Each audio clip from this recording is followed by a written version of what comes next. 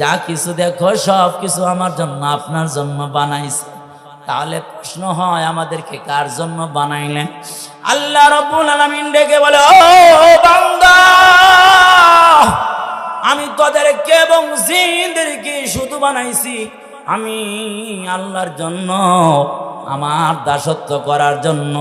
আল্লাহ রাব্বুল আলামিন কুরআনুল হাকিমের মধ্যে জানিয়ে দেন, ওয়ামা খালাকুতুল জিন্না ওয়াল ইনসা ইল্লা লিয়াবুদুন।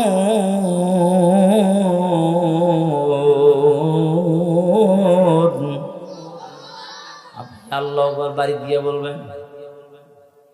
আল্লাহু আকবার বলতে আপনার কষ্ট হয়? কষ্ট হয় না? আল্লাহু আকবার একটা ওয়াজ করতেছিলাম হুজুর অন্যদিকে, তাহলে আল্লাহু আকবারের ওয়াজ করি নি, তাহলে আল্লাহু আকবার তো বলতে